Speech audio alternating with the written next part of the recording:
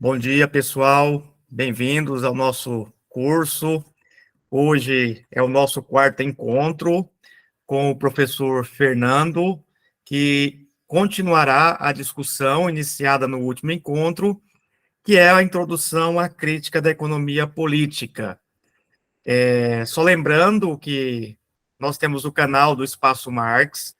Aqueles que, porventura, necessitarem assistir novamente, eu acho até importante rever, né, as discussões que o professor apresentou no último encontro e apresentará no dia de hoje.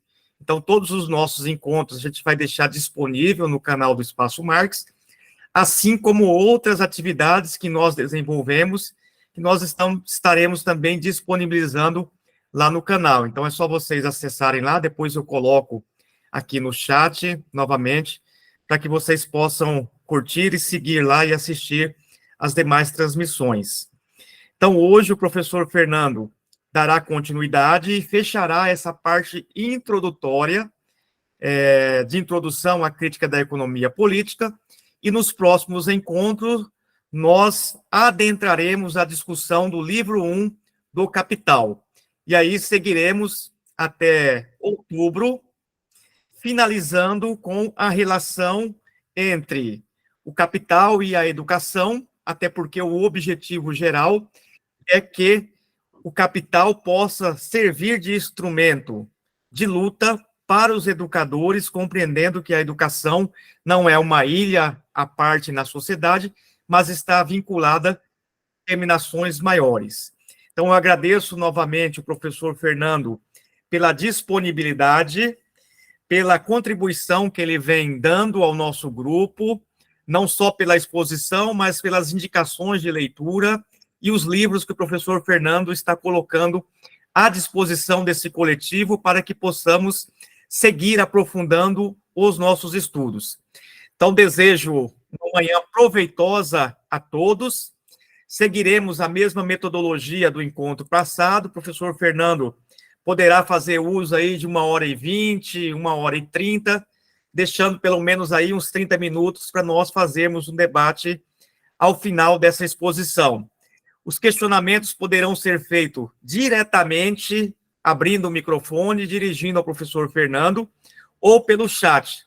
Preferencialmente, nós daremos, né, a palavra para aqueles que erguerem a mãozinha aí e quiserem se manifestar ao fim da exposição do professor Fernando.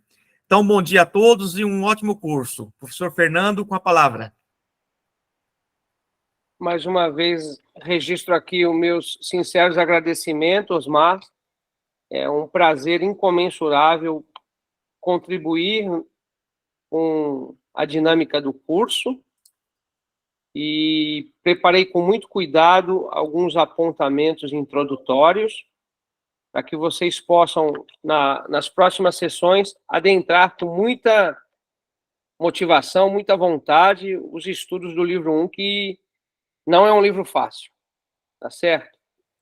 Então, resgatando um pouquinho o nosso último encontro, a minha hipótese de trabalho aqui, antes do Marx publicar o livro 1, em 1867, é um trajeto, um itinerário da chamada crítica da economia política. Que, como todos nós sabemos, o livro 1, Marx já disse isso, inclusive, em cartas, né? É um todo artístico, né? A sua obra que ele publica em vida, o livro 2 e o livro 3 não serão publicados por ele, mas sim por Engels. Então, por conta de tudo isso, fazer esse itinerário até a publicação do livro 1 é fundamental enquanto uma introdução à crítica à economia política. No encontro da semana retrasada, eu tracei um panorama geral, sobretudo dos anos 40, em especial a ligação de Engels com Marx via o esboço para a crítica da economia política, os primeiros passos de Marx no sentido de compreensão da economia política e elaboração dos manuscritos econômicos e filosóficos de 1844, teci alguns comentários centrais sobre essa obra. Em seguida, um pequeno percurso sobre a vida de Marx até Bruxelas, em que ele vai dialogar com Proudhon e vai publicar depois A Miséria da Filosofia, que também é uma obra importante nisso que o Marx vai chamar de crítica à economia política. Tá certo? Então, eu fiz mais ou menos uma relação entre essas duas obras, falei uma coisa muito rápida sobre o manifesto, né? E a gente vai adentrar agora na segunda parte dessa crítica à economia política, antes da publicação do livro 1 do Capital, de 1867.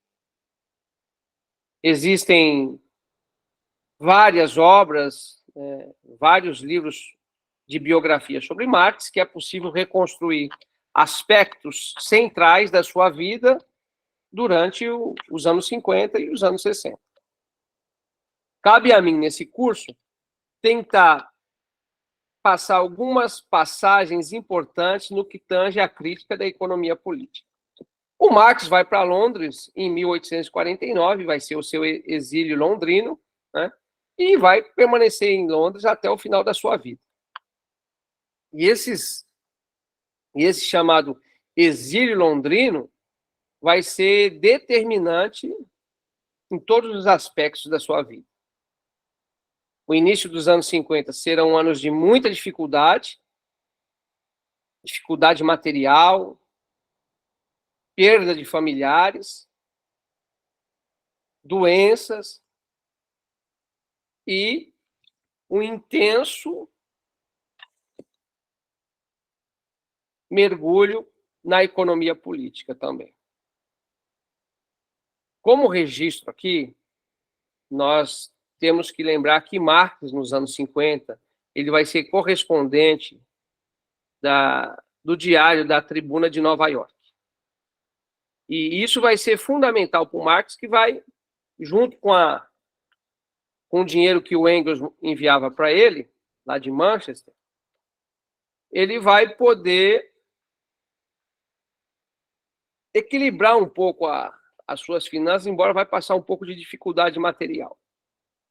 E fruto dessa correspondência que ele mandava para Nova York, vai resultar uma obra que muitos estudam aí, que é o chamado 18 do Brumário, né? É um livro que vai ser publicado em 1852,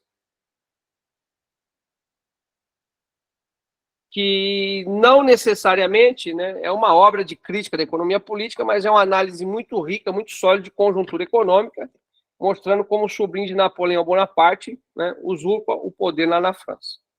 Então, é um livro importante, que saía como artigos do Diário da Tribuna de Nova York. Mas o que é mais importante registrar é que esse mesma tribuna publicou do Marx uma centena de artigos. Alguns desses artigos foram reunidos nesse volume Lutas Sociais, né, que discute, sobretudo, a questão da crise. Um dos objetos centrais nos anos 50 do Marx era tentar entender o que significava a crise na sociedade capitalista, né, e as suas formas de manifestação, seja via crise bancária, via crise monetária. Então, isso levará o Marx a estudar profundamente a economia política, né, e publicar uma série de artigos. Para vocês terem ideia aqui, o Marcelo Musto faz um levantamento da quantidade de artigos que foi publicado na Tribuna de Nova York. Esse livro aqui eu vou depois passar para vocês em PDF, tá? Olha, o Marx, entre os anos de 1851 e 1862, publicou 487 artigos neste jornal, dos quais aproximadamente 70 versavam sobre economia política. Isso para vocês terem uma ideia do aprofundamento teórico do Marx nos anos 50 ainda, né? poucas pessoas falam, né, mas já está consagrado nas biografias mais recentes, né? Entre os anos 51 e 53, o estudo aprofundado que Marx faz sobre a teoria do dinheiro, a teoria monetária de Ricardo, sobre os cadernos dos bullions, ou billions, como está lá. Isso vai ser importante para o Marx ir desenvolvendo, né, de uma maneira mais sistemática, a sua teoria do dinheiro. As descobertas das minas na Califórnia, minas de ouro, tal, também vai dar uma despertada em Marx para o problema da produção, da crise. Então, é um período muito importante. Porque muitas das vezes a gente poderia ir direto nos Grundrisse, lá em 1857. Mas antes de 1857, todo os 7 primeiros anos ali da década de 50 são anos importantes da formação do Marx, de estudo. Existem cartas que o Marx verbaliza, olha, eu estou aqui em Londres, eu estou chegando 9 horas da manhã aqui no Museu Britânico e estou saindo 7 da noite. Ele estava tão empolgado que achava que em poucas semanas ele teria absorvido todo o conhecimento necessário para publicar o seu livro, né, o Capital. Como a gente sabe, ele já tinha até um contrato com uma editora para publicar isso nos anos 50. Mas ele não consegue. Por quê? A dinâmica da realidade concreta é muito maior do que o poder de síntese e apreensão que ele tinha nos anos 50. E olha que a gente está falando de Karl Marx, né? Então, o Marx tinha que avançar bastante ainda nos anos 50, tá certo? Como eu havia dito lá, a miséria da filosofia e o manifesto do Partido Comunista é o momento de acúmulo de Marx, de entender a economia política, fazer sua crítica, mas ainda não é uma crítica profunda, densa, né? Ele está, aos poucos, ganhando estofo, envergadura teórica, que vai se consolidar ao longo dos anos 50. Uma melhor sistematização da teoria do dinheiro, o entendimento sobre o que é o trabalho. Só nos Grundrisse que vai aparecer a distinção de trabalho, força de trabalho, e a questão do mais-valor, né? É nos Grundrisse. Antes disso, não vai aparecer. Então, você pode pegar textos dos anos, sobretudo esses artigos aí que são muito interessantes, né, sobre a crise financeira na Europa, na França, a crise imobiliária do Banco Francês, blá, blá, blá. Você vê elementos ali do Marx tentar entender a especulação, a questão monetária, a questão das formas de capital, capital a juros, capital fictício, já tem ali embriões do que o Marx poderá desenvolver e irá desenvolver no livro 3. Né? Então, os anos 50 são anos fundamentais no processo de formação do Marx. Né? Sem contar a crise que estava se avizinhando, né? E toda a derrota dos movimentos de 1848. Então, de fato, o início dos anos 50, o seu exílio londrino, é um período assim para... O que deu de errado? Por que nós não conseguimos fazer a revolução? Vamos estudar um pouco mais, compreender a dinâmica desse modo de produção. Pois bem, em 1857, o Marx vai estar no auge da sua capacidade de absorção, né? Vai estar com condições de apreender um estudo de maneira mais sistemática, rigorosa, e vai começar a redação dos Grundrisse. Em 1857. Alguns autores falam de uma data, outros de outra, eu vou colocar o ano de 1857, e termina a redação em 1858. Nesse intervalo de tempo, o Marx vai construir um conjunto de cadernos, né, fundamentais para toda a elaboração seguinte, e também como o resultado de 15 anos de pesquisa, como ele relatou isso em cartas para alguns dos seus correspondentes. Né? Então, os Grundrisse, que não foram publicados em 1857 ou 1858, para muitos autores, e aí a gente vai começar a entrar numa celeuma que é discussão acadêmica, é teórica, mas é importante, tem que ser não tem jeito, a gente tem que tomar partido, né? Eu sou daqueles que aprendi que os Grundrisse foram, pode dizer assim, né, o laboratório mental e intelectual de Marx. Foram cadernos que o Marx fez para poder entender a dinâmica da sociedade capitalista. Ele não tinha a pretensão ali de publicar aquilo como livro, e, inclusive, os apontamentos dele mostram que ele não teve uma preocupação, um rigor de exposição do objeto ali. Então, isso daí tem que ficar registrado. E para muitos autores, dizem que ali são os cadernos de investigação do Marx, que o Marx não fez aquilo para publicar mesmo, não. Então, a publicação dos Grundrisse em 1939 e 1941, né, traz à baila para a tradição marxista uma explosão do que seria, né, o pensamento de Marx antes da publicação do livro 1. Ainda de maneira precária, por conta da Segunda Guerra Mundial, vamos ter uma edição crítica dos Grundrisse entre 53 e 54, né, com um cuidado mais sistemático de tradução e de confiabilidade. Mas os Grundrisse, de fato, não se configuraram como um livro que o Marx... aqui está uma crítica ao capital que é feita aí para debater. Não, é o laboratório do Marx. E até hoje, estudando, lendo, relendo várias vezes inúmeras passagens, a gente pode comprovar isso, né?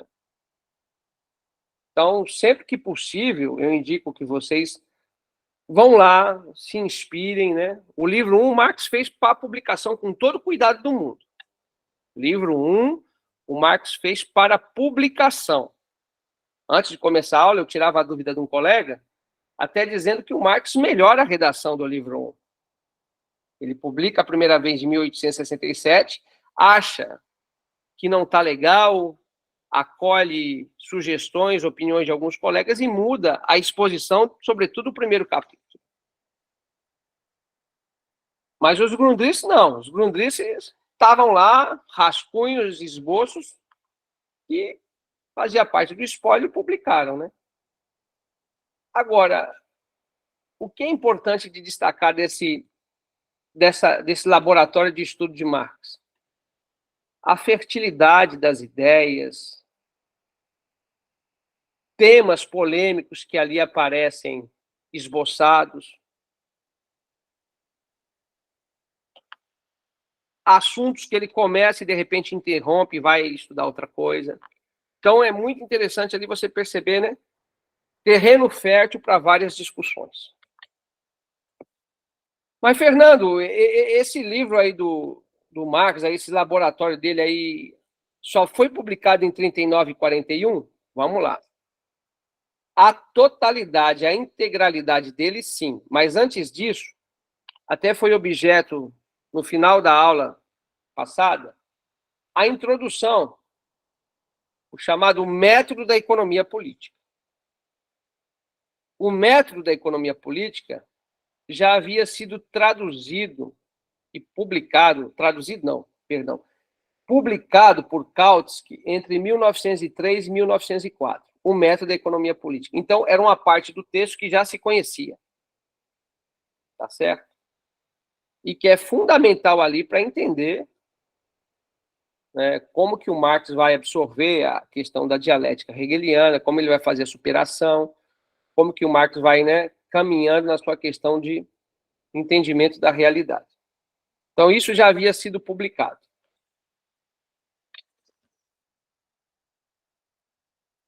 É óbvio que o conjunto de manuscritos chamado Grundrisse, né, o Marx começa ali uma discussão sobre o dinheiro.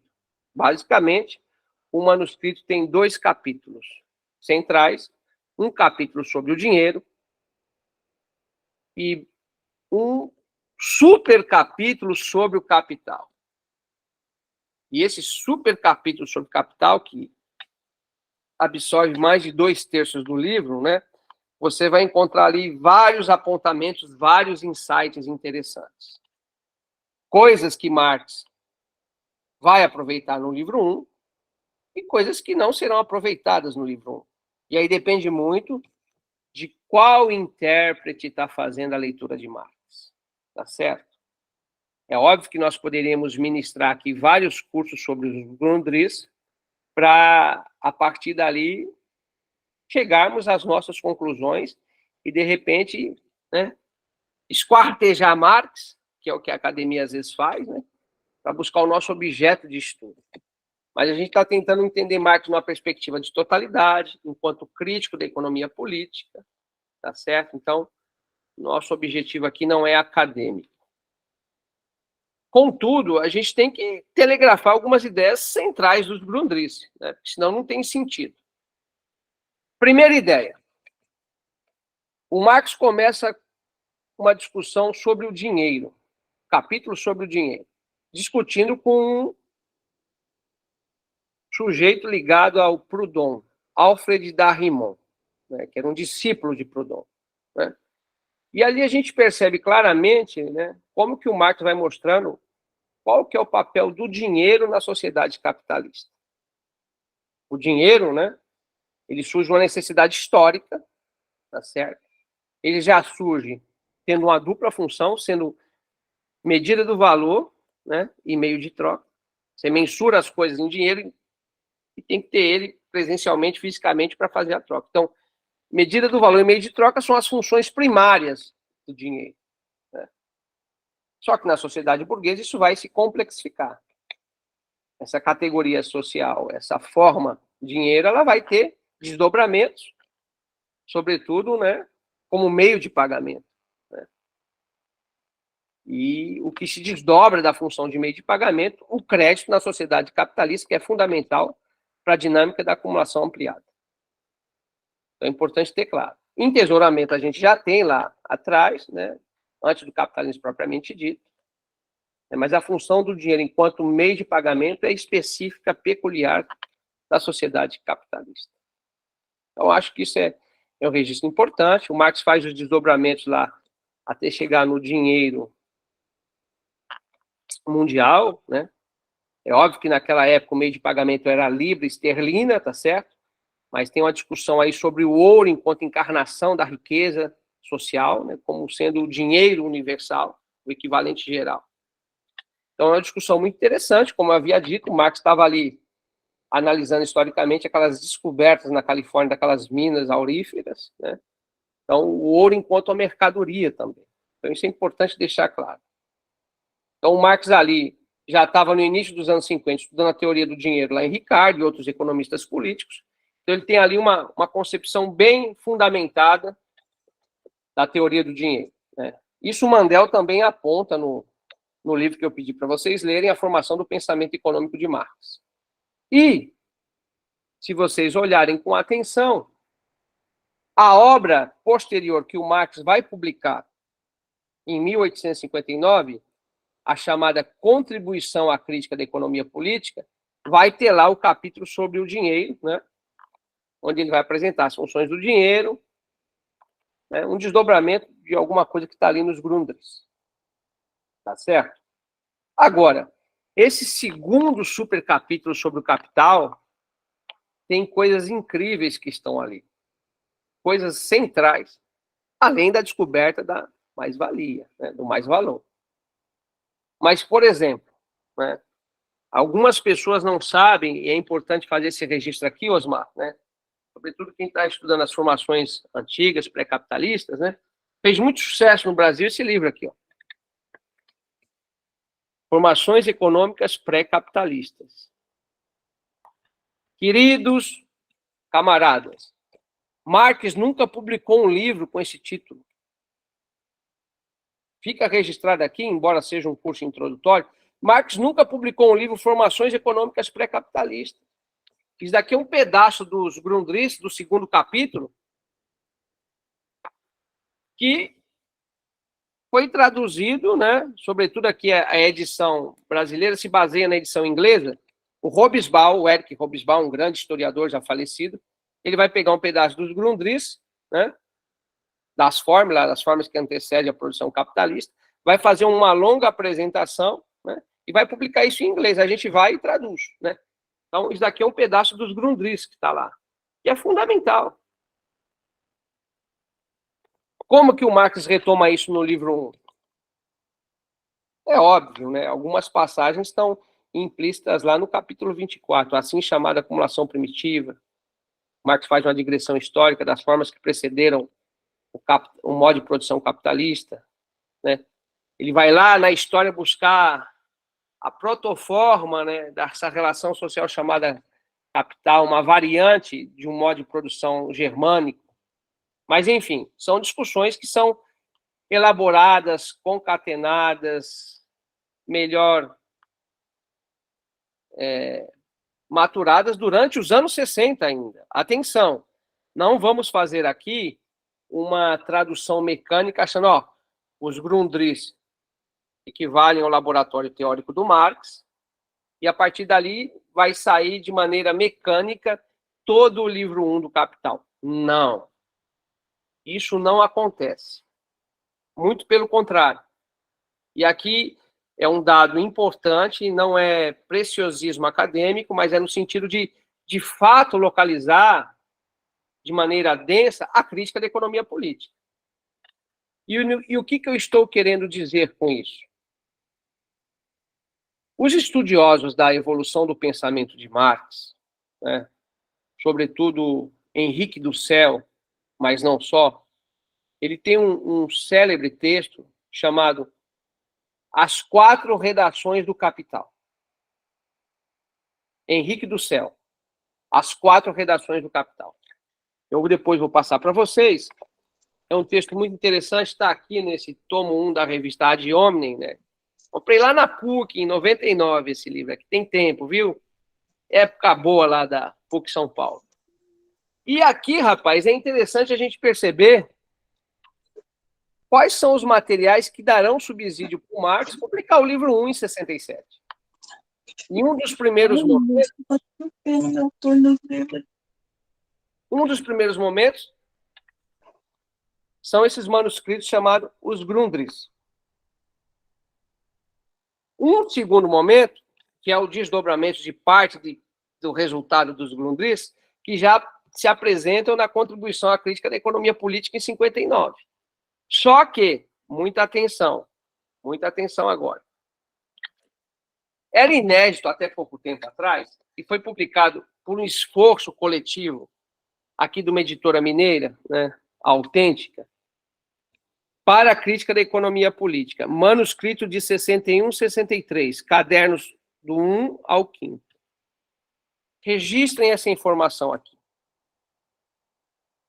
Isso daqui é pouco usual nos cursos de introdução à economia. As pessoas passam batido nesse dado relevante. Para que o Marx possa publicar o livro 1 lá em 67, ele não parou os estudos com os Grundrisse. Ele vai, durante o início dos anos 60, redigir um catatal, vários catatais, na verdade, né? Uma primeira gama são esses manuscritos de 61 e 63, que aqui só está uma parte deles, só está uma parte. Capítulo 1 ao 5. Existe uma parte maior. Aqui, a gente vai perceber desdobramentos, né? E boa parte do material que está aqui vai aparecer no livro 1. A discussão da transformação do dinheiro em capital, a discussão da mais-valia absoluta, da mais-valia relativa, a questão da cooperação simples, da manufatura e da grande indústria. Já está aqui, ó, desenvolvidos e elaborados. Só que, para o Dussel, né, ele diz, são as 4 redações do Capital. Então, os Grundrisse, a primeira. A segunda redação, que inclui a crítica da economia política, são os manuscritos de 61 e 63. Tá certo? Depois, o Marx terá um outro conjunto de manuscritos, que são os manuscritos de 63 e 65, que aparecem ali apontamentos importantes. E aí, em 1966, o Marx daria início à quarta redação do Capital, até chegar à primeira edição em 67. Então, essa interpretação do Dussel, Henrique Dussel, eu acho que é interessante para perceber a elaboração teórica do Marx, né? Porque senão a gente tende a dar uma relevância muito grande aos Grundrisse e esquecermos que no início dos anos 60, o Marx deu continuidade à atividade de pesquisa, de horas e horas no Museu Britânico, de estudos, de reelaboração. Tá certo? Se a gente pega esses manuscritos aqui em 61, 63, o Marx está começando com um capítulo sobre a transformação do dinheiro em capital. E a gente sabe que o método de exposição lá do livro 1, o Marx vai começar pela mercadoria. O Marx não começa pelo dinheiro, nem pelo capital. Ele começa pela forma mais abstrata da riqueza na sociedade burguesa, que é a forma mercantil, a categoria de mercadoria. Então, ele está em elaboração teórica aqui em 61, 63. Ainda em 61, 63, o que o Marx está fazendo aqui? Ele não tem clareza de como vai utilizar a categoria força de trabalho no livro 1. Aqui ele ainda usa, muitas das vezes, a categoria, ao invés de força de trabalho, capacidade de trabalho. E aqui foi feita uma edição cuidadosa, primorosa, tem uma apresentação do João Antônio de Paula, uma introdução do Leonardo de Deus, né? Então, aqui fica claro o termo que o Marx usa. Ele não está usando a categoria força de trabalho, capacidade de trabalho. Então, ainda está em elaboração teórica. E esses manuscritos, o Marx também não fez para publicar, atenção. Aqui é como se fosse um outro conjunto de manuscritos, como os Grundrisse. Então, muitas vezes as pessoas só conhecem os Grundrisse, mas não tem só os Grundrisse, não. Tem os manuscritos de 61, 63, tem os manuscritos de 63, 65, antes da redação do livro 1. Tá certo? Isso a gente tem em espanhol, né? Eu vou passar depois para vocês os livros do Dussel, né? Esse daqui, ó. Havia um Marx desconhecido. Um comentário aos manuscritos de 61, 63. Né? Isso aqui é fundamental para tentar entender como que vai ser construído o livro 1. Se a gente está buscando aqui a crítica da economia política para a edificação do livro 1, falar só dos Grundrisse, eu teria, né, ficaria muitas lacunas. Aqui, falando um pouquinho mais desses outros textos, a gente diminui as lacunas e pavimenta o caminho de uma maneira mais densa para vocês poderem, a partir das próximas sessões, estudarem a fundo o livro 1, né? E o resultado, qual foi o percurso até aquele momento para culminar no livro 1. Então, esses manuscritos de 61, 63 aqui são fundamentais, né? E parte deles estão traduzidos para o português aqui pela Autêntica. Já os de 63, 65 não tem tradução ainda para o português, né? O Dussel tem lá o seu estudo, eu vou passar depois para vocês, né? Então, é importante registrar isso do Dussel. Porque o Dussel também foi um grande comentador dos Grundrisse, né? Foi vertido ao português, né? Esse livro aqui dele, né? A Produção Teórica de Marx, um comentário aos Grundrisse. E aqui o Dussel, ele é bem didático, ele vai fazendo apontamentos. Tem uma edição em língua portuguesa, tá certo? A edição em língua portuguesa foi feita pela Expressão Popular, eu passei em PDF, já pôs Mar, né? E esse daqui também é... Esse daqui também é importante para fazer uma outra leitura sobre os Grundrisse, né? Aqui é uma leitura rente, linha a linha. Existem 2 livros de autores marxistas que tentam se debruçar sobre os Grundrisse, né? Um é o Dussel, que é mais é um estudo mais de exegese, mais imanente, mais linha a linha, mais rente aos Grundrisse, e esse do Rosdolsky, que é um clássico, né, que todo mundo conhece, A Gênese e Estrutura do Capital de Marx. Então, se quiserem estudar os Grundrisse, vai no próprio Marx, e se tiver dificuldade, pega esses autores como introdução. Rosdolsky e Dussel. Veja como é difícil, né? E como que é complexa uma interpretação única do pensamento marxiano, né? Porque os autores e autoras vão ter distintas interpretações. E é óbvio que esse curso aqui, pelo que foi verbalizado pelo Osmar, teremos grandes camaradas de estatura teórica que têm a sua leitura própria do Capital, sobretudo o livro 1. Tá certo? Que o Marx dizia que era um todo artístico. Então, esse percurso até o livro 1 é para tentar mostrar para vocês a evolução do pensamento e como tem um conjunto de manuscritos aí que o Marx estava em elaboração teórica permanente. Mas voltando aos Grundrisse, vamos lá. Antes da publicação, em 59, da Crítica da Economia Política. Esse segundo grande capítulo sobre Capital, como eu estava dizendo, que tem lá Das Formes, é fantástico. Mas tem um outro assunto lá também que até hoje é um pepino danado. E tem leitores aí que fazem de Marx, né, um pensador que, de repente, nega até uma sociedade pós-capitalista, socialista, porque exasperam, leva à última potência, à última interpretação, o que o Marx fala da automação, do trabalho intelectual, do general intellect, né? Que é uma parte que está lá nos Grundrisse, né? E atenção aqui, como eu havia dito, os Grundrisse o Marx não fez para publicação, então ele está solto, ele está especulando, pensando.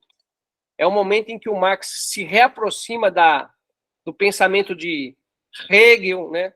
A lógica hegeliana da dialética está encharcada em Marx, então ele está muito criativo, ele está ali com um nível de intuição elevadíssimo. Então ele faz ali alguns apontamentos que ele, de maneira abrupta no texto, começa a discutir outro assunto. Você fala, caramba, parou aqui? Parou ali. Então o Marx ia e vinha, não tinha esse cuidado teórico, não, vou revisar isso para publicar, para não deixar nenhuma lacuna. Não, é um laboratório de estudos. E essa passagem aí leva a muitas interpretações aí. Vocês já ouviram falar num sujeito chamado Antônio Negri? Pois é, o Antônio Negri vai beber lá nos Grundrisse, né, e fazer aquelas discussões exasperadas sobre automação, né, e a gente sabe que acaba contribuindo aí para várias vertentes pós-modernas. Rui Fausto, a lógica da pós-grande indústria nos Grundrisse, também outro autor, já falecido, né, o Rui Fausto, que vai fazer uma interpretação sui generis da automação em Marx. Sem contar outros autores aí, né? Só para dar um exemplo de como que os Grundrisse, dependendo de quem faça a leitura, vai ter uma interpretação muito distinta. Porque ali o Marx não está com o pensamento acabado, né? Não está totalmente sistematizado uma ideia. Está solta, né? É como os cadernos do cárcere do Gramsci. Você pode fazer leituras muito mais ricas, densas à esquerda, e leituras mais adstringentes, esterilizando parte do pensamento revolucionário do Gramsci. O que eu estou querendo dizer com isso? Caramba, o Marx publicou no livro 1 3 capítulos centrais. Cooperação simples, manufatura e grande indústria. Onde fica clara ali a subordinação, a subsunção ou a suprafunção real do trabalho ao capital, né? Quando a gente termina de ler lá o capítulo 13, a grande indústria, e ali grande indústria em Marx é uma categoria de análise econômica, não é uma fábrica grande, né? Que tem pessoa que fala, a grande indústria é uma fábrica grande. Não. A grande indústria é o modelo ideal, a categoria que Marx vê que o modo de produção capitalista está produzindo riqueza. E que o trabalho vivo é comandado pelo trabalho morto, né? Em que os trabalhadores e trabalhadoras se transformariam em apêndices da máquina, como um simples apertador de botões, né? Aquela questão dos autômatos ali, né? Então, é uma ideia, né, que o Marx elabora com muito cuidado e publica no livro 1. Né? Então, quando a gente lê a grande indústria como forma ideal, modelo ideal, né, e é analisando todos os ramos de produção, há uma tendência inexorável, embora isso não é pré-determinado, mas é uma tendência que no modo de produção capitalista, em todos os setores de produção, existe o quê? Um avanço constante, né, da sua composição orgânica. Né? Cada vez mais, esse avanço de forças produtivas substitui o trabalho vivo dos homens e mulheres pelo trabalho das máquinas. Lembrando que máquina não produz valor, máquina transfere valor. Né? Então, essa discussão da composição orgânica, o Marx explicita de uma maneira, né, que ele julga adequada no livro 1. Só que lá nos Grundrisse está diferente. E aí a pessoa pode discutir essa questão da automação do general intellect, né, que é muito aberta, né? Mas é o laboratório do Marx. Agora, uma coisa tem que ficar clara, porque as pessoas às vezes confundem, né? O ser social, né? Nós, humanidade, que nos objetivamos, o trabalho é uma categoria, né, que funda o ser social. Somos fundados pelo trabalho, mas não podemos jamais nos esquecermos que somos seres da praxis. E senão, a gente vive só para trabalhar, para o laboro? Não. E lembrando que para Marx o trabalho é uma relação eterna entre a humanidade e a natureza. Porque a gente não pode nunca tergiversar e esquecer que o Marx está discutindo nos Grundrisse, nos outros manuscritos, é a forma histórica do trabalho, ou melhor, do processo de trabalho no modo de produção capitalista, que é o trabalho alienado. Isso não pode sair do nosso horizonte jamais. Porque senão a gente pode fazer uma leitura, achar que, não, o Marx está preocupado com o trabalho, que os homens e mulheres, né, têm um trabalho livre e emancipado. Sim, mas não é só assim, não é só isso. Porque nós não somos seres do trabalho. O trabalho é uma necessidade. Mas à medida que há um avanço das forças produtivas, há um recuo das barreiras naturais e cada vez mais as nossas relações com a natureza são mediadas.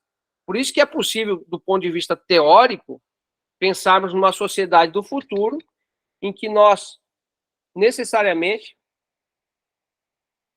trabalharemos menos em um trabalho criador, criativo, né? Não um trabalho alienado, um trabalho autêntico, mas ao invés de laborar por 10, 12 horas, que no futuro a gente labore por 2 horas e tenhamos 22 horas do dia para fazermos outras coisas que alimentam a alma, o espírito, da nossa fruição estética. Ou seja, o trabalho é uma relação entre a humanidade e a natureza. O ser social não é o ser do trabalho. Ele é feito pelo trabalho, se desenvolve pelo trabalho, mas não é só trabalho. Porque senão a gente acaba fazendo uma leitura míope dos Grundrisse e de toda a obra do Marx. Tá certo? Então, de uma certa forma, muitos autores, né, dizem que os Grundrisse são o laboratório de investigação do Marx. Tá certo? E outra coisa que as pessoas também confundem, né, é essa questão de não entender que necessariamente na sociedade capitalista todas as relações entre a humanidade são relações mercantis. A troca está generalizada. São relações entre mercadorias. Isso já está implícito em loco lá nos Grundrisse. A questão da alienação, do fetichismo, que já estava elaborada de uma maneira muito abstrata lá em 44, aquela aparece num nível maior de densidade teórica, né? Com mais mediações históricas, tá certo? E o Marx vai mostrando, olha, na sociedade capitalista o trabalho é necessariamente alienado. Né? A discussão do trabalho concreto, trabalho abstrato, que isso é fundamental. Não nos esqueçamos disso. O Marx está discutindo o processo de trabalho no modo de produção capitalista. Né? Então, essa parte aí da automação, do trabalho intelectual está lá nos Grundrisse. O Marx vai desenvolvê-la de uma maneira sistematizada no livro 1, tá certo? Tem um outro material riquíssimo também, que faz parte dos manuscritos de 61, 63, além daqueles 5 cadernos que foi publicado em português, que são...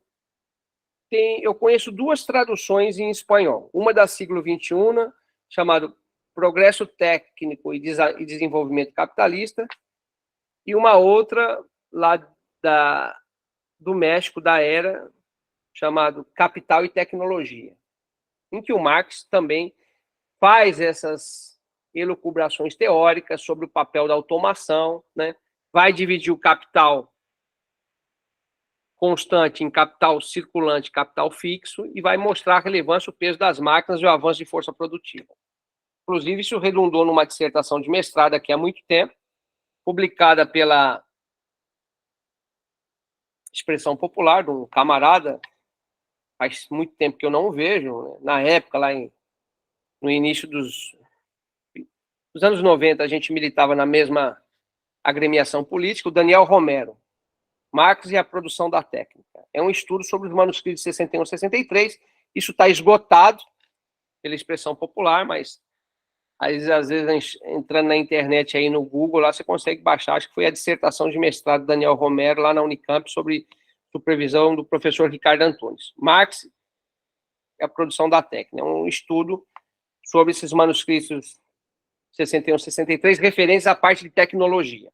Então, tem os Grundrisse e tem parte dos manuscritos 61 e 63, aqueles e aquelas que querem discutir aí a questão tecnológica, continua sendo um terreno fértil, denso, de coisas que o Marx retomou e coisas que o Marx não retomou, mas ali é o laboratório, então vai lá e pinça e aprende, né, a pensar com os próprios pés, a partir das pistas das investigações marxianas.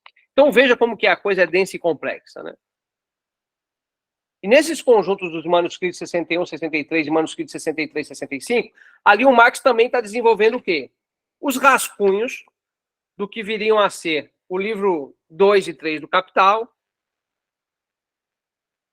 a teoria das mais-valias, as teorias da mais-valia, e também o capítulo 6º inédito. Então, nesse conjunto de manuscritos, 61, 63, 63, 65, você tem todos esses estudos sendo elaborados. Então, veja, né? O Marx vai redigir, em tese, o livro 2, livro 3, os manuscritos, os rascunhos, teoria das mais-valias, para depois de ter feito todo esse processo de investigação, aí em 1866, ele começa a dar a redação final do livro 1 do Capital. Então, recomendo enfaticamente a leitura, as 4 redações do Capital do Henrique do Céu. Eu vou passar o texto para vocês. Pois bem, feito esse pequeno itinerário aí, eu não poderia deixar de falar de uma importante obra que o Marx vai publicar em 1865. O que o Marx vai publicar em 1865? Eu acho que é de conhecimento de todos, né? Que a Internacional, ela é inaugurada em 1864. E Marx, em 1865, cabe a ele fazer uma apresentação, né? Levar um texto lá para... E ele vai publicar esse papelucho aqui, ó. Salário, preços e lucros. O Marx publica isso em 1865. Por que eu estou fazendo menção a um texto desse assim, que às vezes é tido como algo banal? Muito pelo contrário. Aqui, ó, o Marx vai expor de maneira didática. O Marx vai expor aqui de maneira bastante palatável, né? Não tem um nível de abstração teórica que vai aparecer lá no livro 1 do Capital, mas aqui já está concentradas as ideias centrais numa linguagem acessível à classe trabalhadora. É um pronunciamento de 16 itens. produção e salário, produção, salário e lucro, salário e dinheiro, oferta e procura, salário e preço. Atenção aos próximos que eu vou verbalizar. Valor e trabalho, força de trabalho, a produção da mais-valia, o valor do trabalho, as diversas partes em que se decompõe a mais-valia. Só para dar um exemplo, aqui já tem, em 65, nesse folheto também aqui, que não é um livro, né? Foi um artigo, caramba. Mas ali você já tem uma riqueza, uma densidade que vai aparecer no Capital. Ou seja, o Capital, o livro 1, é um ponto de chegada de todo o esforço mental e intelectual do Marx, que começou lá em 44 com Engels, teve um ponto de inflexão em 47 ali, quando ele está dialogando com Proudhon e não consegue aprofundar na crítica, porque ele ainda não tem a musculatura correta, profunda, para diferenciar trabalho, força de trabalho, mais-valia. Retoma-se no exílio londrino nos anos 50, uma explosão devido à conjuntura, crise, problemas de saúde, o acesso à principal biblioteca pública do mundo, que era a Biblioteca de Londres, o encontro em um estudo aprofundado, sistematizado da economia política, publicação dos Grundrisse, a pressão dos editores, tá, não tem como sair, ele pega e publica em 59 deixa eu pegar aqui a edição. Tem 2 edições, né? Contribuição à Crítica em Economia Política.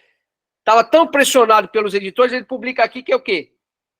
Basicamente, 2 capítulos. Um capítulo sobre a mercadoria e o capítulo sobre o dinheiro. Aqui não tem o capítulo da transformação do dinheiro em capital. Isso é importante deixar claro. E é importante registrar aqui, se vocês olharem o primeiro capítulo de Contribuição à Crítica à Economia Política, as primeiras frases são muito parecidas, né, com aquilo que está no começo do livro 1 do Capital.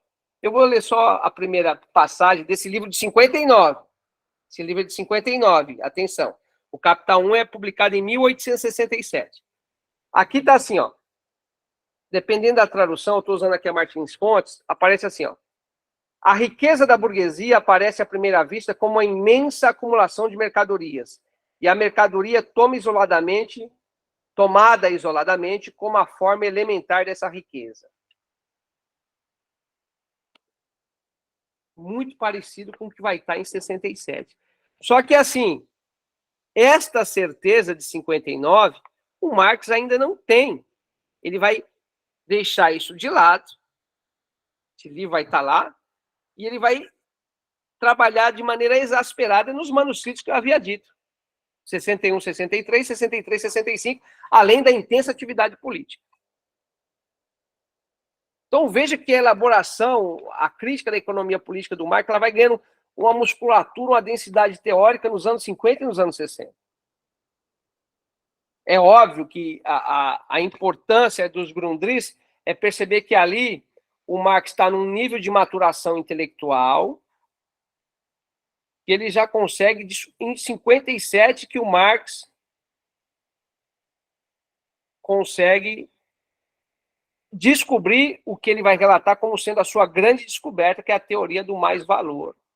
Isso está em cartas que ele publicou, né?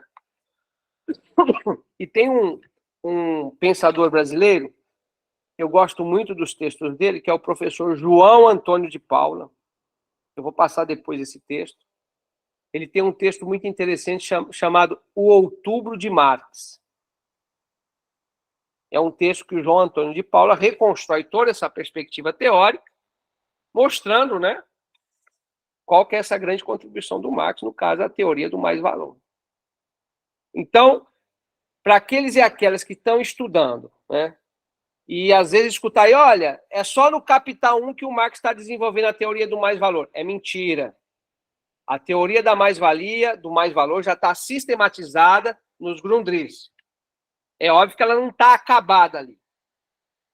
Mas ali o Marx já tem clareza que é uma mercadoria especial, a capacidade de trabalho, que depois ele vai deixar de maneira mais decantada a força de trabalho, que produz um valor acima daquele que é pago por ela. Então, o fundamento da teoria do mais-valor já está nos Grundrisse. Isso é importante registrar. Tá certo? Eu acho que, além da questão do método, que também as pessoas às vezes hiperdimensionam, mas é importante ter claro, até foi objeto da sessão de 15 dias, é óbvio que a gente, para aprender conhecimento, a gente tem que absorver, fazer leituras, abstrair. Então, queiramos ou não, todos nós temos que ter um método de investigação.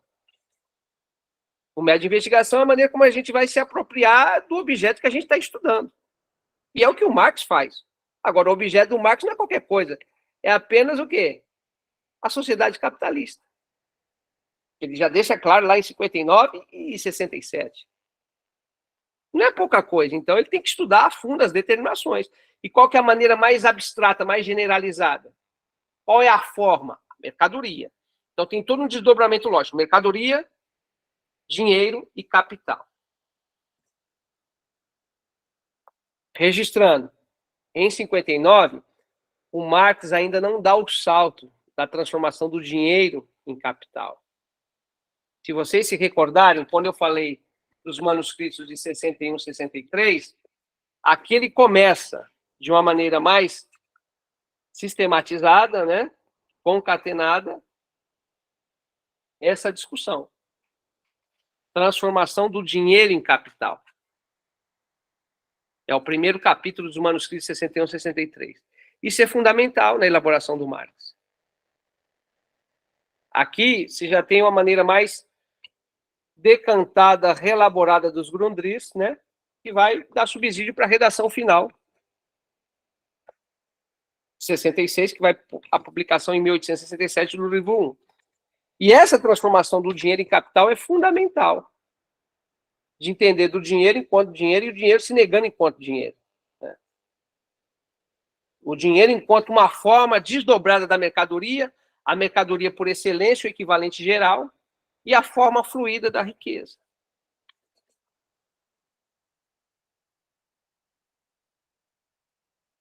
Então, veja como que é importante completar, né, essas caixinhas. Grundrisse, manuscrito 61, 63, manuscrito 63, 65, passando pela crítica da economia política e salários, preços e lucros.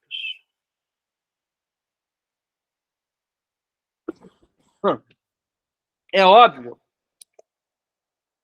que aí tem várias mediações que não foram verbalizadas, várias questões que ficam em aberto, mas é minimamente tentar pegar a essência, um fio condutor, para entender um pouco a evolução do pensamento de Marx. Então, a gente pode dizer que os Grundrisse foram cadernos de investigação, assim como os manuscritos 61 e 63 e os manuscritos 63 e 65. E depois desse longo esforço de investigação, ele vai ter elementos para começar a redação, ou seja, a expor o livro 1.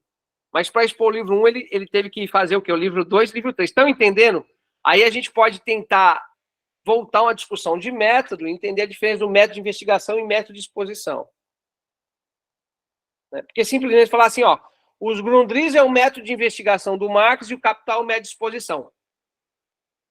Em parte é verdade, mas entre os Grundrisse e o Capital 1, tem um fosso que aqui eu tentei preencher e que geralmente isso daí não é feito. As pessoas não falam dos manuscritos 61, 63, 63, 65 e dão pouca importância a esse texto aqui, ó. Esse texto aqui é seminal. Salário, preços e lucro é fundamental na edificação ali. O Marx já está praticamente ali consolidada a sua crítica à economia política, né? O Marx já tem ali as suas categorias desenvolvidas quase que na sua plenitude. É óbvio que o Marx Marx era perfeccionista, como eu disse. Ele não ficou satisfeito com a primeira edição em 67 e vai publicar uma nova edição, reformulando o capítulo 1º lá em 71, 72. 73 tem lá o pós-fácil, a segunda edição, que ele deixa isso claro. Então, veja que esse itinerário é fundamental. Agora, o que a gente tentou percorrer nesses dois encontros aqui? Qual que é o fundamento da crítica da economia política de Marx? Marx nunca foi um economista, mas era compreender a dinâmica da sociedade capitalista, compreender como que necessariamente as relações se apresentam como relações de troca, compreender que o trabalho, ou melhor, o trabalho alienado, o trabalho abstrato, é a forma generalizada, né, do valor na sociedade burguesa. A mercadoria é a célula principal que dá essa dinâmica. É uma sociedade que tem que ser mediada pelo valor no seu suporte material, sendo a troca. É compreender de onde que vem a fonte da exploração, que é de uma mercadoria especial, que ele vai decantar como sendo força de trabalho, que produz um valor acima daquele que é pago pela sua compra. Ou seja, o valor de uso da força de trabalho, que o capitalista faz lá durante a jornada, que vai produzir o mais valor. São essas as questões que eu acho que são centrais, né?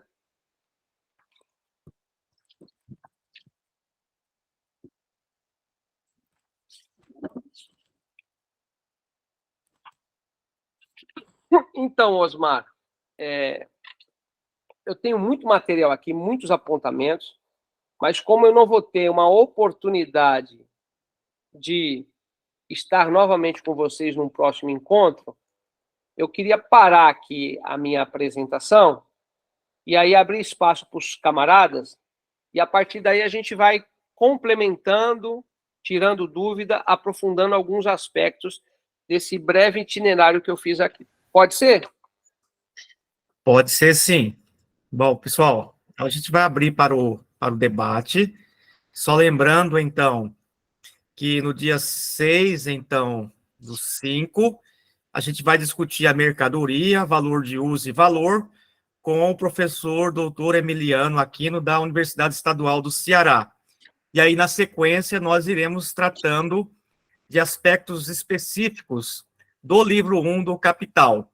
Então, esses dois encontros com o professor Fernando, ele deu um panorama bem geral, né, de como foi a trajetória do Marx até chegar à escrita do livro 1 do Capital, e penso que ele fez isso com bastante maestria, com indicação de referências importantes, para que possamos aprofundar esses estudos. Então, nós vamos privilegiar aqui as perguntas, principalmente daqueles que levantarem a mão, e algumas do chat, mas daremos preferência àqueles que forem usar a palavra. Então, o Ivan, que levantou a mão, passo a palavra para o Ivan levantar a sua questão. Professor Fernando, primeiro, muito obrigado pela exposição, por este tempo de conversa. Sendo bastante objetivo, daquilo que o senhor colocou, é possível a gente pegar alguma coisa que ficou atrás, que Marx deixou para trás, dentro dos Grundrisses, ou dos manuscritos 61, 63, 63, 65, alguma coisa muito importante que na redação final Marx tenha deixado passar, diante desta...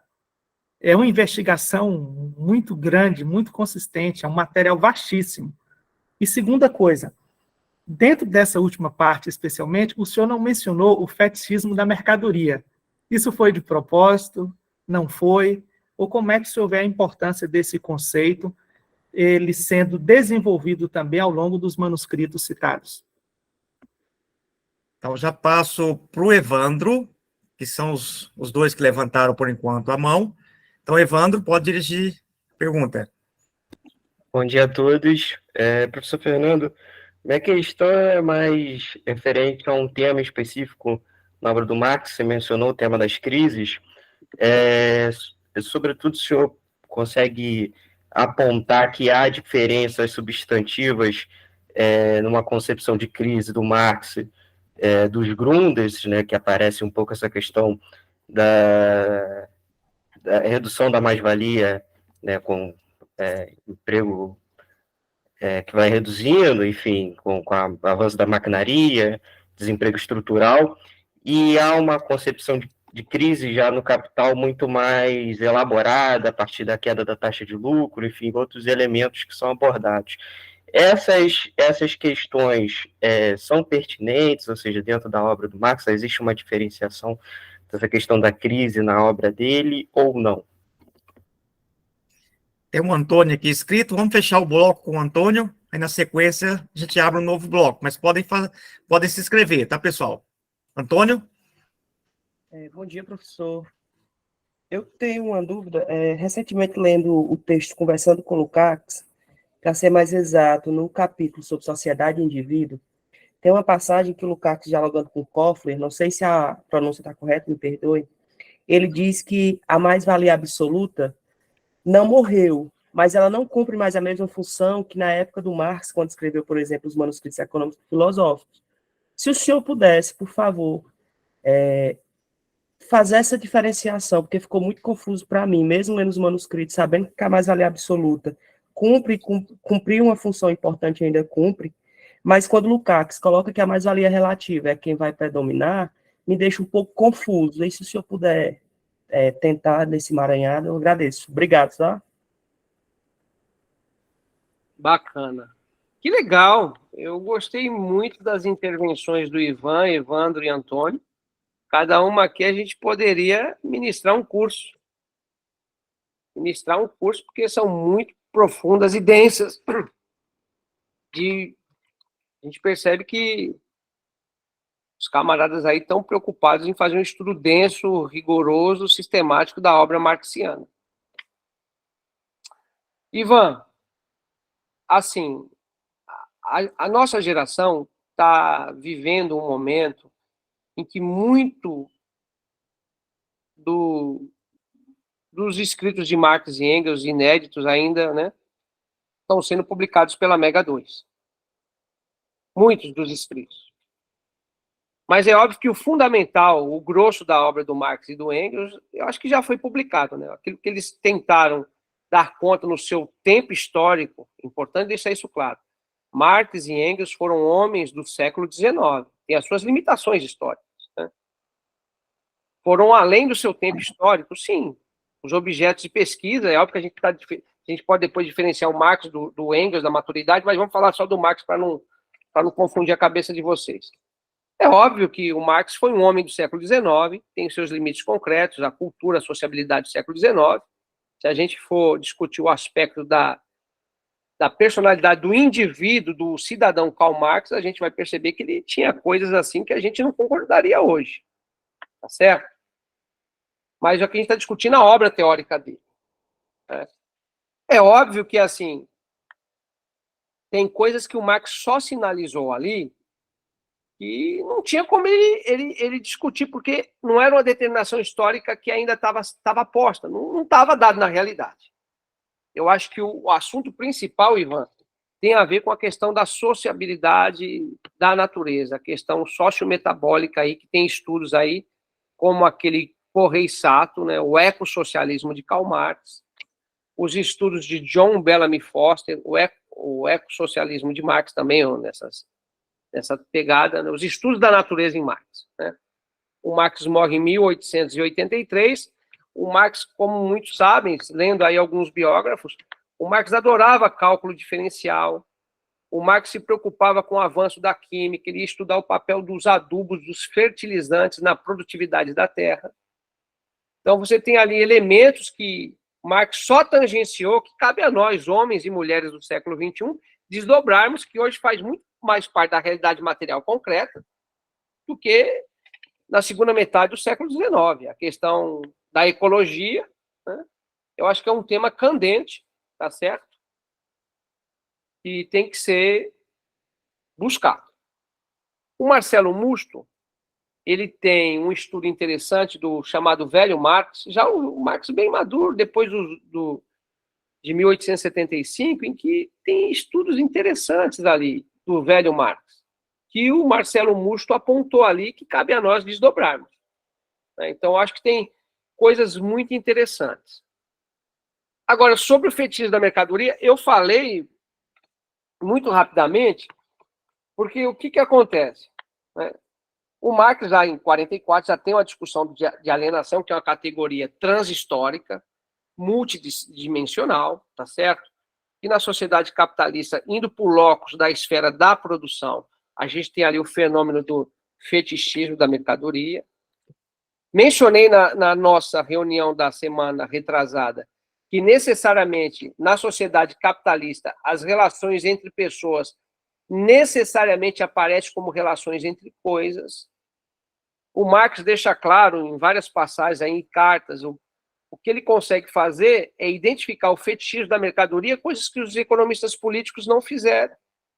Porque os economistas políticos, eles naturalizam o capitalismo como um modo de produção eterno. O Marx historiciza, precisão teórica. O modo de produção capitalista é historicamente determinado. E se você pega, né, aqui o Marx coloca um pouco isso, renda da terra, da onde que vem? O lucro, da onde que vem? Tudo formas metamorfoseadas da mais-valia. Tá certo? O juro. E o Marx vai trabalhar não só no livro 1, livro 2, livro 3, né? A lógica do fetichismo, da mistificação e da reificação está presente no conjunto dos 3 manuscritos.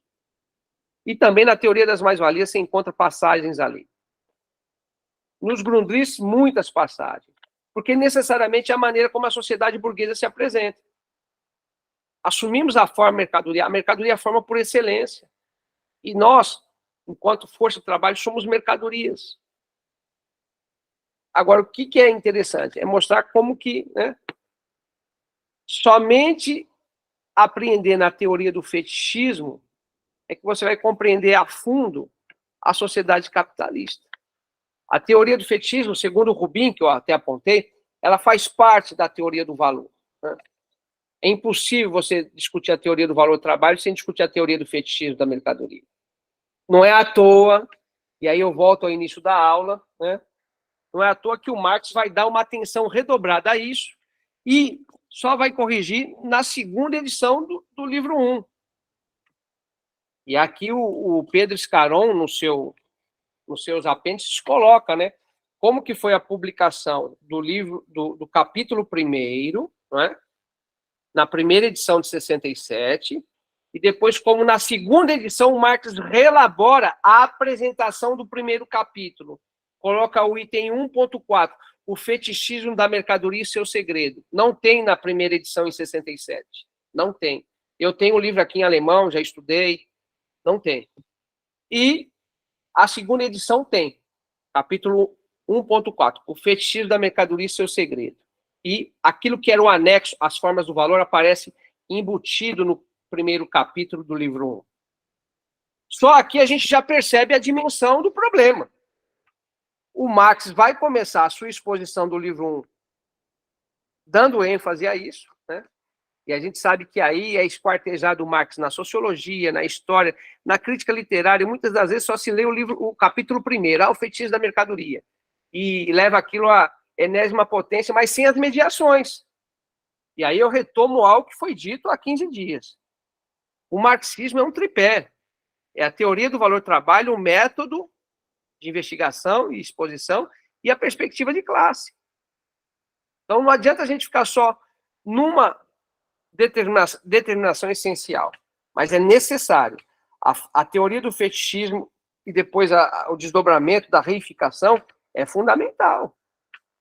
Você não compreende o livro 3, sobretudo lá o capital portador de juros e o capital fictício, lá o dedelinha, a macieira que produz maçãs, o dinheiro que tem amor ao próprio corpo, se não entender a lógica do fetichismo e da reificação. E o Marx vai trabalhar, né, as formas mais reificadas de capital. O Marx mostra o fetichismo no dinheiro, o fetichismo da mercadoria, o fetichismo no dinheiro, o fetichismo no capital em geral e nas formas particulares de capital. Porque isso é importante entender. O capital em geral, né, depois as formas particulares, que é o capital portador de juros, capital fictício, e por aí vai. Né? Então, só para tangenciar aí, Evandro, Ivan, se tiver alguma dúvida, depois a gente... Evandro, crise. Rapaz, é nos Grundrisse que aparece uma das frases mais lapidares do Marx. Capital, né, a contradição em processo. O assunto das crises também, Evandro, é um assunto que não tem, digamos assim, um consenso, né? Eu fiz disciplinas aí com o professor Marcelo Carcanholo, ele tem uma leitura muito peculiar do Capital, na sua totalidade, ele aprofunda, sobretudo, o livro 2 e o livro 3, ele vai mostrando, né, como que o entendimento de crises na tradição marxista, você tem um cardápio, um menu variado, né? Você pode pegar aí concepções do Andrew Kleinman aí sobre a lei da tendência declinante da taxa média de lucro, tantos outros autores, né? E, de repente, faz uma leitura, a juízo de alguns intérpretes, equivocada, né? De tentar mostrar que o livro 1 é uma coisa, o livro 2 é outra coisa, o livro 3 é outra coisa. Não. Eu parto da leitura que o livro 1, livro 2, livro 3 é uma unidade, é um único objeto com níveis de distinções categoriais, né? O livro 1 no nível de abstração mais teórica, o livro 2 vai descendo o nível de abstração e o livro 3, né, menos abstração. Mas é o mesmo objeto, não é um objeto à parte o livro 3, né? E aí, essa questão da crise, eu acho que a crise é uma contradição imanente do modo de produção capitalista, no sentido mais profundo de crise, né? Porque a gente tem aí as aparências, as manifestações fenomênicas, né? Me recordo aqui o clássico estudo de toda uma tradição de marxistas da Segunda e da Terceira Internacional sobre crise, reunidos aí no trabalho do Lúcio Coletti, né? Sobre a queda, o colapso do capitalismo, que ele vai resgatar lá as posições do Lenin, do Grossman, do Hilferd, do Otto Bauer, da Rosa Luxemburgo. E depois a brilhante dissertação de mestrado que recompõe isso, que é do Frederico Mazzucchelli, A Contradição em Processo. Uma parte, ele está analisando o papel do crédito em Marx e o papel das crises. E depois, uma segunda parte da sua dissertação, ele vai restabelecer esse debate sobre as crises, né? Então, o conceito, e depois a gente pode pegar autores mais contemporâneos aí, que introduzem o conceito de crise estrutural do capital, né? Mas o que é para Marx crise? E é óbvio que, dependendo do manuscrito que você esteja vendo e da leitura que você faz, você vai ter um entendimento distinto. O mesmo exemplo, Evandro, a gente poderia falar do trabalho produtivo e trabalho improdutivo. Nossa, de cada 10 marxistas, você tem 15 opiniões diferentes, porque o que é trabalho produtivo em Marx? Aí a gente sabe das polêmicas que deram aqui no nosso pedacinho do mundo, né? Daqueles sujeitos que acham que trabalhador produtivo é só aquele sujeito mesmo que vai lá e que está no chão da fábrica, soldando, apertando o parafuso ou pintando, né? Ou seja, o trabalho manual. E aqueles que já vão alargar mais a categoria de trabalhador produtivo, a lá Mandel, a lá outros aí como trabalhador coletivo. Aqueles que vão achar que todo trabalhador na esfera do circuito da circulação é trabalhador produtivo, e aí a discussão de trabalho produtivo e improdutivo acaba não servindo para nada, enfim. Então, tem muitos temas do Marx que são espinhosos, muitos espinhosos. Agora, para mim, no meu entendimento de crise, eu creio que é entender como uma contradição imanente da próprio desdobramento da lógica do capital, tá certo? Agora, a forma de manifestação da crise se dá das mais diversas maneiras, mas o mais importante é entender crise como a superacumulação de capitais. Porque senão a gente vai cair naquele debate, é desproporção, é subconsumo, é superprodução de mercadorias. Não. No fundo, é a não realização do valor, de uma maneira mais abstrata. Agora, como que a gente presenciou a crise no século XXI, né? A manifestação mais empírica, a fagulha se deu detonada lá com a crise do subprime de 2007, 2008. Recomendo assistirem lá o documentário do Michael Moore, eu falei na sessão passada. Se eu não falei, eu vou falar agora. Capitalismo é uma história de amor, né? Eu acho que ali dá um exemplo da empiria, né? De como se manifesta na realidade material concreta. E aí a questão do método, saber entender a diferença entre aparência e essência, né, numa perspectiva de totalidade. Porque se a gente achar que a crise financeira explica a crise, não. A crise do modo de produção capitalista é uma crise imanente. E aí vai da leitura que cada autora tem da obra do Capital Marx, da obra do Marx do Capital. Então, o meu entendimento de crise é uma contradição imanente de não realização do valor, de uma crise de superacumulação de capitais que não se realiza. Agora, como se manifesta isso vai depender dos fatores historicamente determinados no espaço e no tempo. Que a gente percebe hoje que, muitas das vezes, a fagulha de detonação da crise está no mercado financeiro. A gente viu recentemente aí, salvaram uns banquinhos ali no Vale do Silício, ali na Suíça tem um banquinho ali que tem um probleminha, o Estado vai lá e intervém. Então, para a gente mostrar, às vezes, quais são os mecanismos mediadores do capital no século XXI para, pera lá, para não se aprofundar e se agudizar. Né? Agora, é importante, só para concluir, Evandro, que o Marx trabalha com tendências, né? Lei das tendências, é sempre tendência. Então, o Marx trabalha com a perspectiva de tendência, e aí é entender o que significa a lei da tendência declinante da taxa média de lucro dentro de um contexto de toda a obra marxiana, né? Não esquartejando o capítulo, aqueles 13, 14, 15 de uma maneira só por eles, né? E aí eu faço minhas palavras do Marcelo. Antes de ler o capítulo 13, 14 e 15 do livro 3, a gente tem que ler o livro 1 e o livro 2 todinho, e os 12 primeiros capítulos do livro 3, para poder ali fazer, né, uma apreensão mais fidedigna do que significa a exposição da lei da tendência declinante da taxa média de lucro e as suas contratendências. Né? Mas, enfim. Agora o último aqui, o Antônio, né? Léo Koffler. Rapaz, o Léo Koffler é um pensador importante, né? Esquecido. Ele tem um livro muito bacana que saiu aí pela editora da UFRJ, né? Quando estava lá na coordenação do Carlos Nessa Zé Paulo, depois eu pego ele ali, agora não me lembro o nome. Mas essas entrevistas que eles fizeram com o Lukács são fantásticas. Agora vamos lembrar o seguinte, o Lukács, em 1967, ele já estava bem velhinho, né? Ele vai falecer em 1971. Estava ali trabalhando de maneira exaustiva na sua ontologia, na sua ética, que não chegou a ser publicada, né? E eu me lembro que tem 2 conjuntos de textos publicados pela Boitempo, né? O Leandro Conder conheceu o Lukács em vida. E tem lá uma entrevista do Leandro Conder com o Lukács, e o Leandro Conder pergunta para o Lukács se o Lukács havia lido, na época era um livro que estava bombando, que é de 66, O Capital Monopolista, do Baran Suíça. O Lukács disse que não conhecia, que estava tomando nota, que ia ler esse livro. Então, os estudos de economia política e crítica da economia política do Lukács nos anos 60, eles não era uma preocupação do Lukács da maturidade. Ele estava preocupado com outras questões.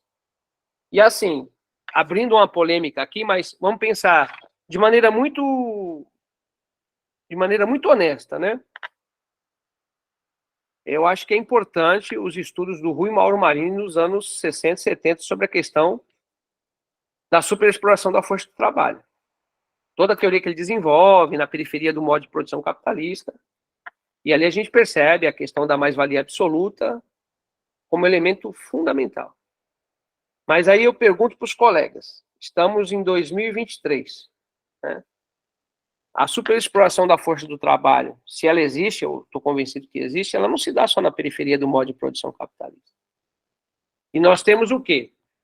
Formas de extração do sobretrabalho, do mais-valor, na forma absoluta. Vamos pensar na China? É a China. 14, 16, 18 horas de trabalho por dia. É óbvio que eu poderia aqui reconceituar o que é mais-valia absoluta, mais-valia relativa e mais-valia extraordinária. Eu não vou fazer isso. Mas a gente sabe que a forma da mais-valia absoluta, que não é só apenas pelo prolongamento da jornada de trabalho, né? você pode aumentar o ritmo e a intensidade do trabalho sem um incremento tecnológico novo, também é mais-valia absoluta. Então, às vezes as pessoas não têm um entendimento assim aprofundado do que é o mais-valor absoluto.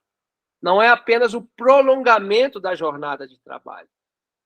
Se você aumentar o ritmo e a intensidade do trabalho sem o incremento tecnológico novo, isso é mais-valia absoluta, não é mais-valia relativa. Então, acho que a mais-valia absoluta, ela continua existindo em pleno século XXI. A gente sabe aí de casos aí que acontecem, né? E aí, só para fazer as mediações, né? Escândalos jornalísticos que faz com que formas pré-capitalistas de exploração apareçam, né? Que é o trabalho escravo, o trabalho servil, mas daí, como que era o papel do excedente econômico antes do modo de produção capitalista? É apenas no modo de produção capitalista que a gente pode dizer, assim, né, didaticamente, que a forma do excedente econômico é o mais valor, né? Estou fazendo, assim, uma coisa bem superficial para dialogarmos aqui. E é óbvio que o mais valor absoluto ele está existindo aí, sobretudo no Sudeste Asiático, regiões aqui do Brasil, e aí a gente pode fazer mediações mais concretas para entender a especificidade do Brasil, se a gente pegar aí a contra-reforma trabalhista do Temer. A questão da atividade fim e atividade meio.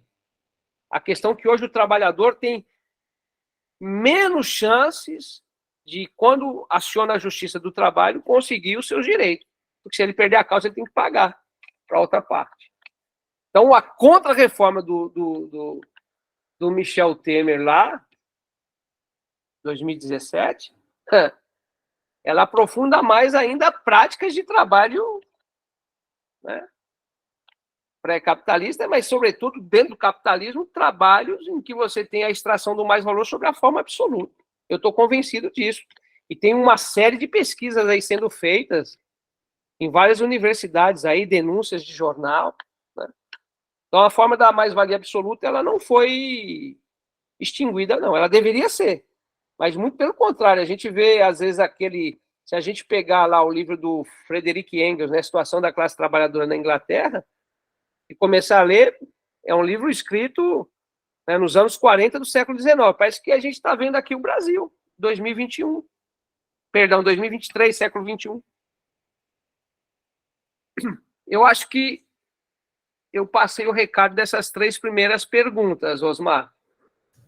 Ótimo. Pessoal, alguém que quer dirigir mais alguma questão? Aqui no chat eu vi que só tem comentários. Está aberto aí para que a gente possa aproveitar. Nós temos mais um tempinho. Então, aqueles que quiserem dirigir questões ao professor Fernando, esse é o momento.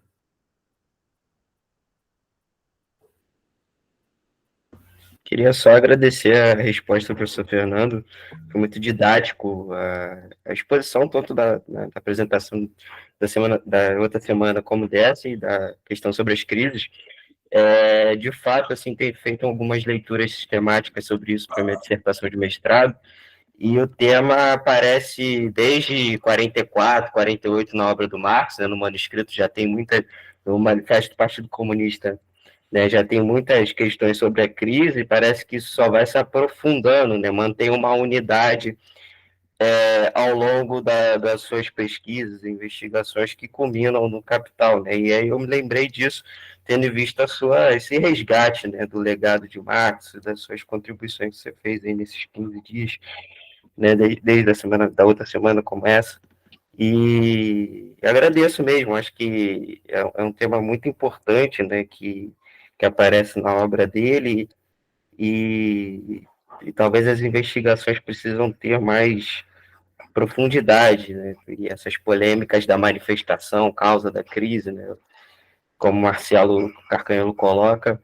A dissertação do Marcelo é fantástica. Eu acho que a dissertação do Marcelo é um momento de síntese do debate, mas vai lá no Lúcio Coletti e pega também o Frederico Mazzucchelli, que ajuda bastante. Maravilha, professor. Obrigadão mesmo.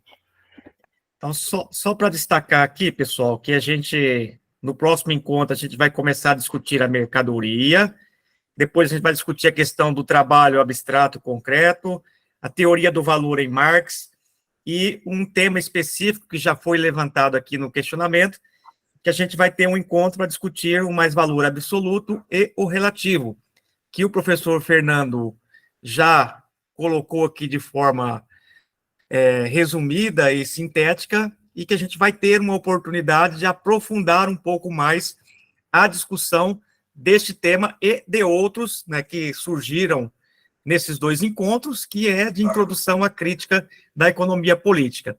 Eu queria aproveitar, Fernando, já que a gente tem um tempinho aqui, para dirigir uma pergunta, e também é polêmica, né, dentro dos intérpretes do marxismo, né, que se refere àquela compreensão do jovem e do velho Marx, alguns que, né, privilegiam mais o jovem Marx, outros, né, que enfatizam, que eu acho que é o caminho que você adotou aqui, que há uma continuidade, né, que o Marx vai desenvolvendo o seu pensamento, que, portanto, não existe uma ruptura, e ainda um terceiro grupo, se assim eu posso me referir, que apenas entende que vale a pena, que é científico no Marx, o Marx do Capital ou o tal do velho Marx.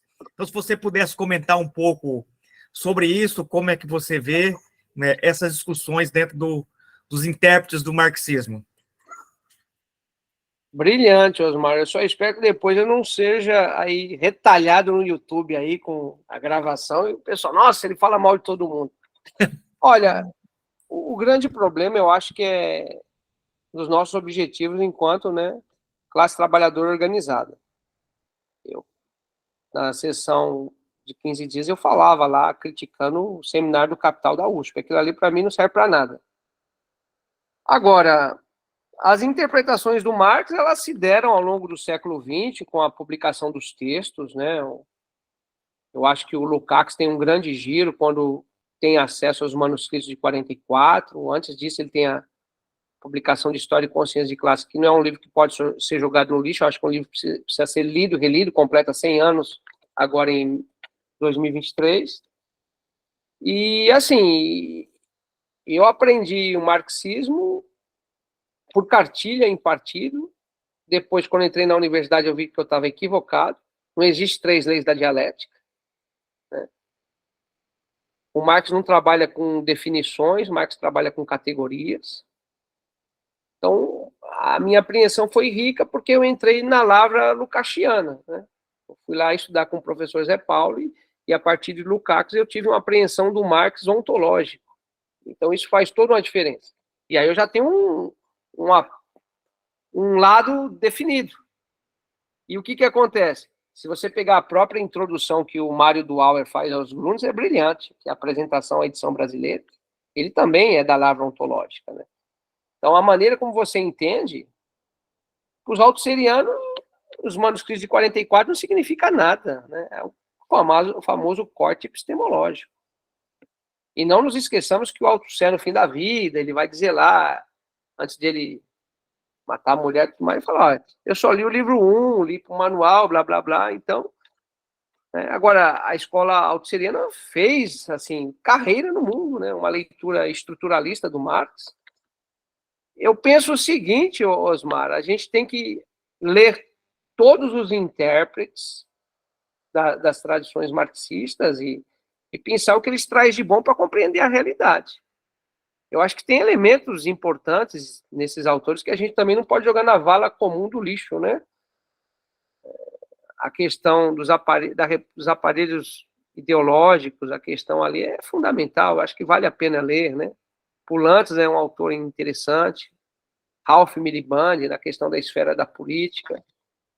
Então, a gente vai lendo, estudando, vai percebendo, né, que essas divisões no interior do pensamento da tradição marxista, elas acabam desagregando e não agregando para a luta, né?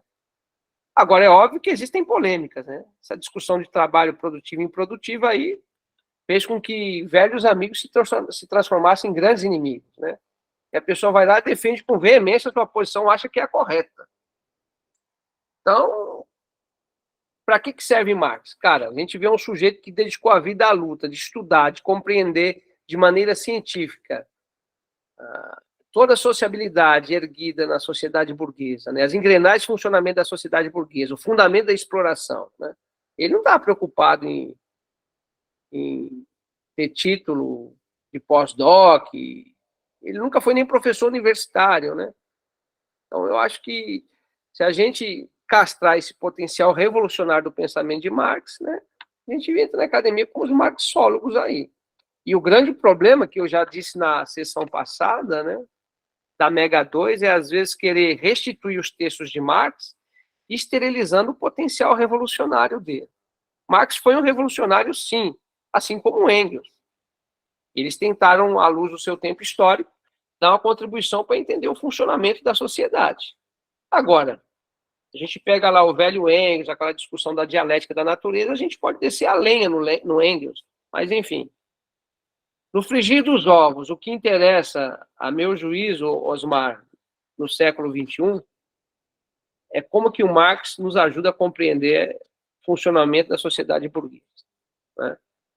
Sem ele, a gente não avança. Só com ele não dá conta. Mas ele é fundamental. Eu acho que ele continua sendo necessário, mas não é suficiente. Agora, dentro dessa perspectiva revolucionária de transformação. Você quer compreender as manifestações epifenomênicas da crise? Quer saber o peso e a relevância hoje do capital portador de juros de capital fictício? Está em Marx. Não está em Keynes, não está em Minsky, não está em nenhum economista contemporâneo. Está na crítica da economia política fundamentada por Marx e da tradição marxista. Então, eu acho que às vezes a gente... Mas isso é só com o tempo, né? Quando a gente é muito jovem, a gente acha que a nossa corrente teórica é a correta. Aí, com o passar do tempo, a gente vai lendo, estudando, vai aprendendo ali, a colar, e vai vendo que, às vezes, essas distinções, elas atrapalham, elas não ajudam, né? É óbvio que, pô, você pega o livro do Thompson, A Miséria da Teoria. Para quem é contra os autosserianos, é um livro fantástico, né? Mas para que ajuda aquele livro do Thompson, do ponto de vista da luta de classes? Pode ajudar em algum debate acadêmico, isso e aquilo, né? Aí eu acho que, né?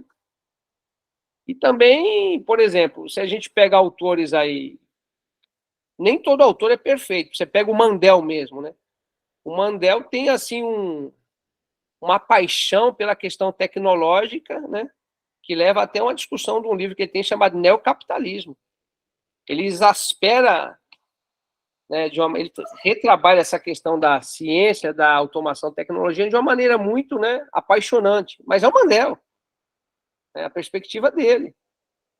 Então, eu acho que assim a gente tem que ter essa sensibilidade, Osmar e demais camaradas, de ler na tradição marxista e não marxista, né, aquilo que está tendo incidência no mundo real, material, concreto. Porque o nosso maior perigo hoje, Osmar, não é a discussão dentro do marxismo, ou do pós-marxismo, ou do neomarxismo.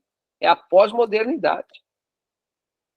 Essa é a principal teoria, o principal paradigma colocado aí para desconstruir qualquer interpretação que dê conta de apreender traços da realidade na sua totalidade, indo além da aparência.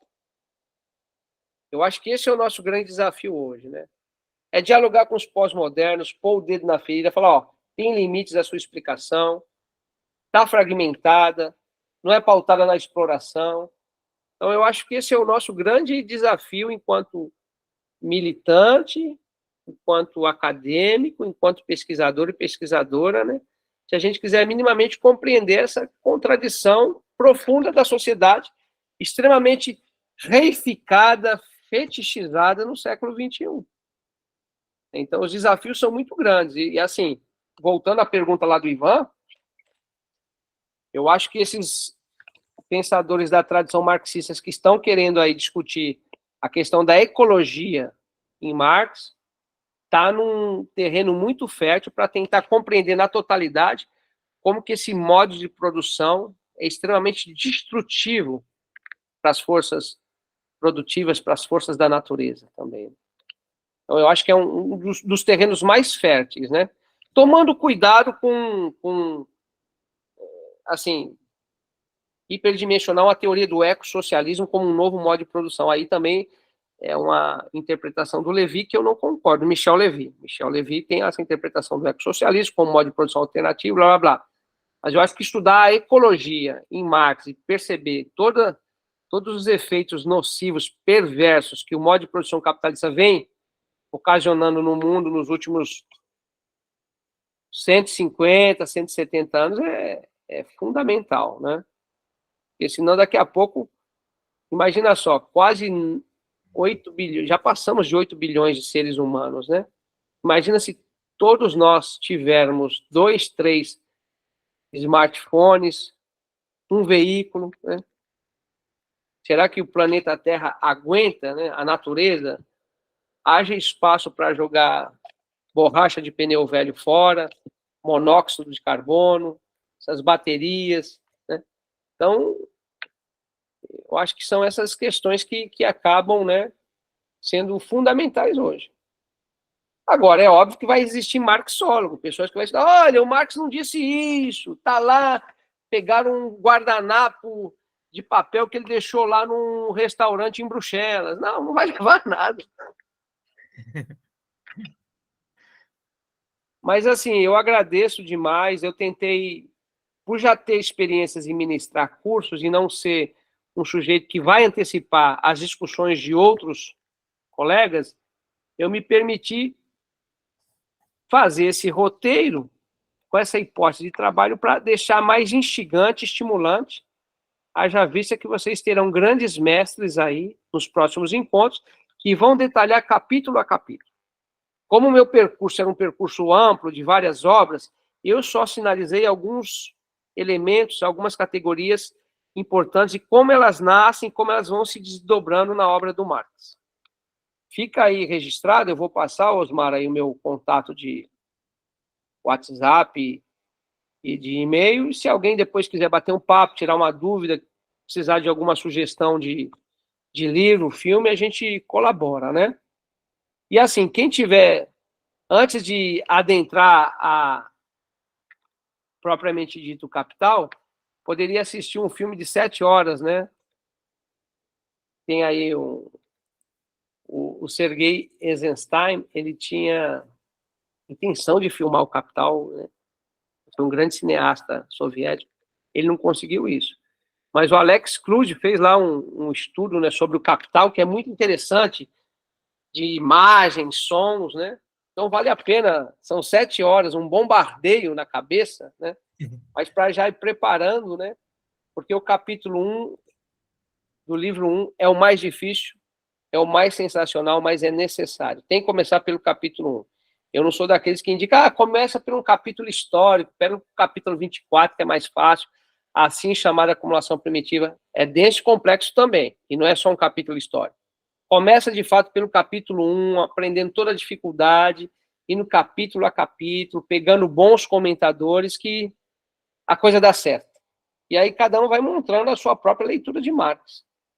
Né? Eu acho que esse é o caminho.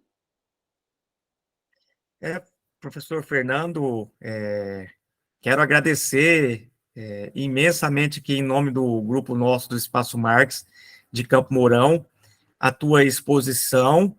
Também quero agradecer aqui de público a professora Sofia Manzano, que indicou o professor Fernando, e foi uma excelente indicação. Eu não conhecia o professor Fernando, e foi uma grata surpresa. Fernando, a gente provavelmente vamos te convidar mais vezes, se você tiver disponibilidade. Eu quero ir pessoalmente aí para tomar um chimarrão, comer um churrasco aí, conhecer um pouquinho aí essa região de Campo Mourão. Tem que vir para Santarém, botar os pés na água do rio Tapajós Mornini, tomar uma cachaçinha daqui, feita aqui de jambu. Rapaz, eu vou mostrar para você que não é mentira. Quando eu fui para Belém, eu trouxe a cachaça de... Mentira! É legal, muito bom. Tá aqui. Opa. O homem foi buscar a cachaça, você. Ainda tem uma aqui, ó. Também não é mentira, não, ó. Ah, tá aí. Então, essa cachaça... ainda. Entendeu, Marcos? Tá importante. Aqui na nossa região tem uma cachaça do Movimento Sem Terra que é excelente. Já vou deixar uma garrafa separada para você, Pode Fernando. deixar que a gente toma com moderação.